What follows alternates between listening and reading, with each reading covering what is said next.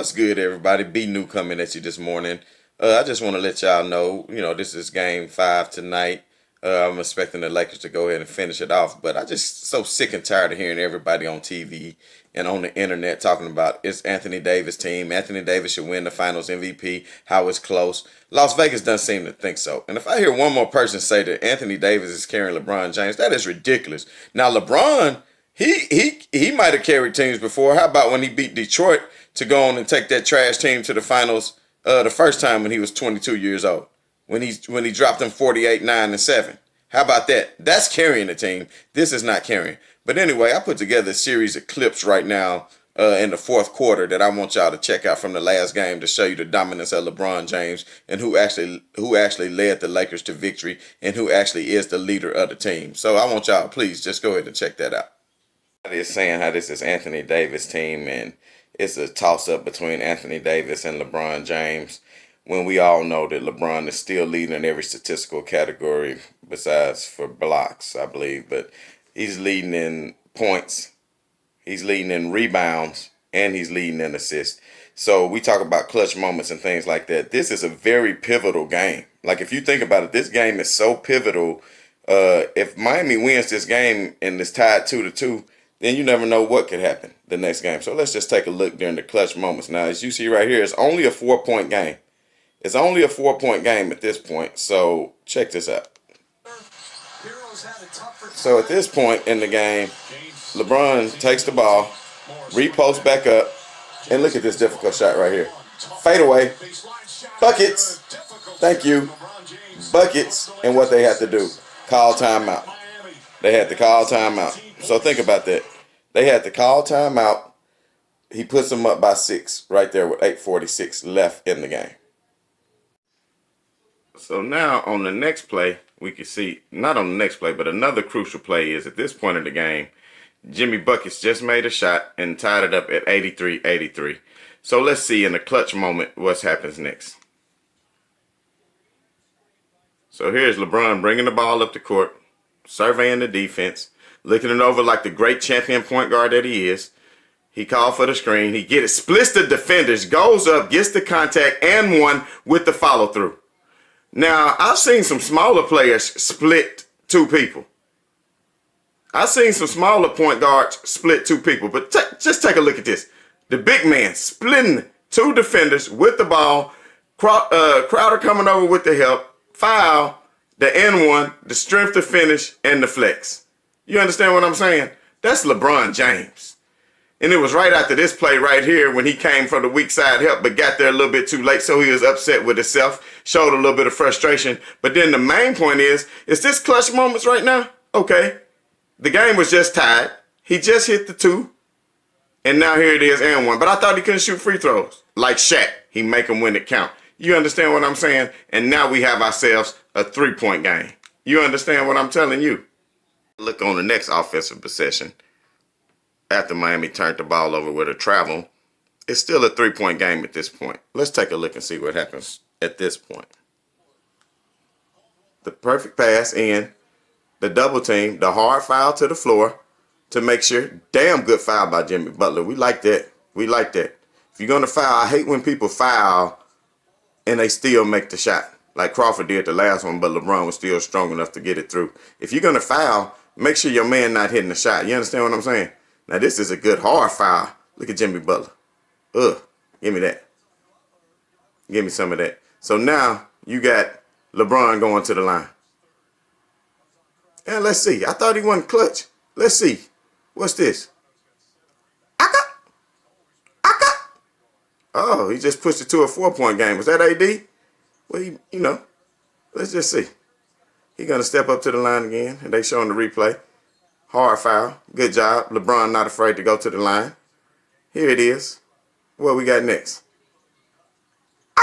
So who is really controlling this fourth quarter offensively at this moment in all the key clutch moments? Like, really think about that for a minute. Okay, here we are again on the next offensive possession. It's only a 3-point game at this point. AD blowing the shot. LeBron hard with the rebound. Up. Then Crawford, there you go. Good hard foul, Crawford. LeBron took exception to it. I love the way Jeff Van Gundy said, oh, there's nothing there. Why is he getting so upset? Man, if you go back and look at the replay, he slapped him in the back of the dome piece. Jeff Van Gundy, I would love if somebody came up to you and just slapped you in the back of the dome piece. What would you do? We know you're a brawler. We saw you in New York City out there scuffling, fighting with Patrick Ewing. And we understand that. But look, foul. There go the foul. Now, if you check it out, you couldn't see it from that angle. But if you check it out, he slapped LeBron in the back of the head. We might can see it right here. I remember this specifically. I remember it. Look, he hit him in the arm. Wham. Oh, maybe they wanted to play when he slapped him. Regardless, LeBron getting pissed. Stop fouling me, Buster. He already mad at Crawford anyway because Crawford tried to dislocate his shoulder. But point is, wham, another clutch free throw, putting the game up by 4. Now, if LeBron wasn't clutch and couldn't make these free throws, let's say he would have missed all these free throws that I was just talking about, the Lakers would be losing right now. But he's made what? He made the and one, then he made 2 more, then 2 more. Here go another. Let's see. Going to the line again after being fouled in the paint, after getting the rebound off the Anthony Davis miss, where he tried to hit the same fadeaway that LeBron did but couldn't. 2 of them in a row. Who the finals MVP? LeBron James. Y'all better ask somebody. People say that basketball is a game of, the football is a game of inches. Well, basketball can go the same way. So if you look at this play right here, you see Jimmy Butler. If he makes this shot, they can go up by 1. But who is there to rebound the ball? Not Anthony Davis, LeBron James. Then he takes it up the court. What does he do? They triple team him. Let's go back. How many people demanded LeBron attention when he just came down the line? 3 people. Kick it out. Open man. KCP, the 3, baby.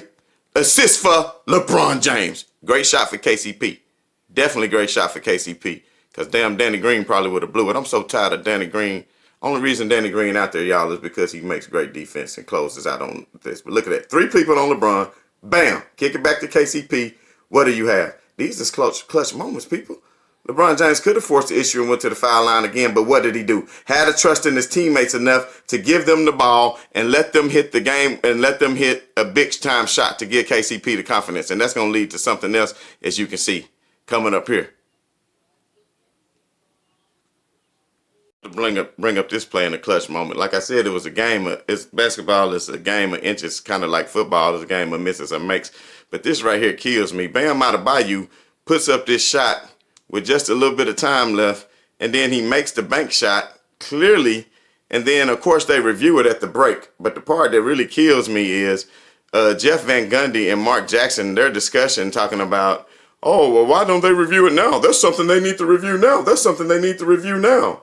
I mean, dang, y'all are getting paid, what, I would assume millions of dollars to comment on the game, to analyze the game. You don't even know the rules. And they've been doing this for years. Before they even implemented challenges, they were reviewing shots that could have been 3s or could have been 2s if your foot was on the line or if you made the shot clock during the next timeout break. And then they go back and adjust the score. That has been being done for a long time, Jeff Van Gundy and Mark Jackson.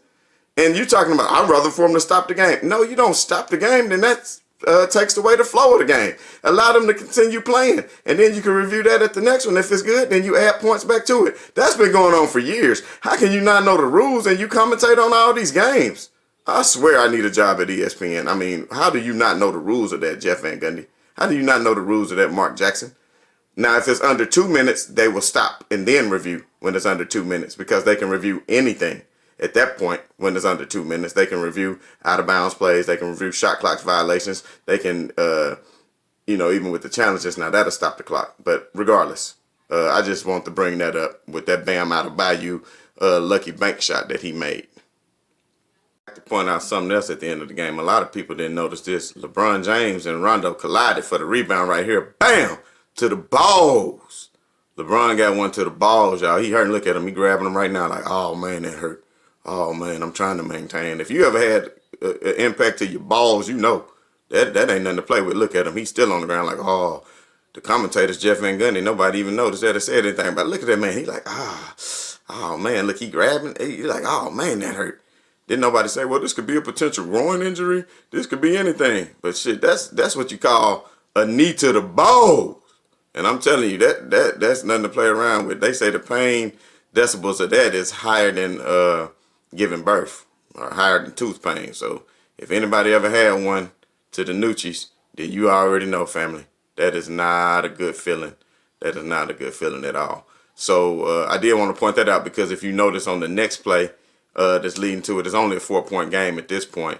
But if you notice on the next play, what we're going to have is LeBron is standing over there because them Nucci still hurting. Look, he like, nah, bro, I don't want, look, he waved him off. He said, bro, I don't want none of that. I done took killing me. Everybody talking about, oh, AD sealed the game. It's a 6-point game right now with 40 seconds left. He makes it 3 to put it up by 9. Yeah, that definitely put it out of reach. Don't get me wrong. Great shot. But you see the exuberation and enthusiasm from LeBron James at this point celebrating his teammate. He's still trying to recover over that damn groin shot he just took a while ago. He's like, oh, man. Shit, if he probably didn't have that, LeBron wouldn't have waited nobody off and been sitting over in that corner and probably would have finished it off himself. But at this point, it's all good. Great shot, Anthony Davis. But it did not seal the game. When you up by 6 with 40 seconds left, you could have just kept holding the ball and pretty much take the fouls at this point. You act like they was only up by 2 or trailing or only up by 3 or something. I mean, you was already up by 6. And you beating on your chest like you're King Kong. You might look like King Kong. But anyway, now I'm just BS, man. AD, you cool. You my boy. But anyway, as you can see by these clips, who took over the fourth quarter? It was LeBron James. That's who took over the fourth quarter. Now, as y'all can see, LeBron James led the Lakers, took up to the line every time he got fouled, made all of his free throws when it counted. But people like Skip Bayless will say he's not clutch. He can't make free throws. He shies away from the line, which I'll admit sometimes he may shy away from the line just because he's not going to get the foul call. But in these instances, he was going for rebounds off Anthony Davis misses, getting the contact and still able to go to the line and finish, splitting defenders, getting the and one, and doing everything it took to will his team to victory in the end. Even getting triple team and passing the ball to KCP to top it off with the 3 with yet another beautiful assist from LeBron James. So we will see tonight who will win the finals MVP if indeed the Lakers can finish. I will come back with my pregame analysis. I'm hearing that Gordon Dragic may be back in the game. That would be a big time thing if he is. I would love to see him back. So anyway, I hope you guys enjoyed this video. Y'all know what to do. Like, share, subscribe. Let's start a movement, baby. Let's start a movement. This is B New once again saying right on to the real and death to the fakers. I'm out.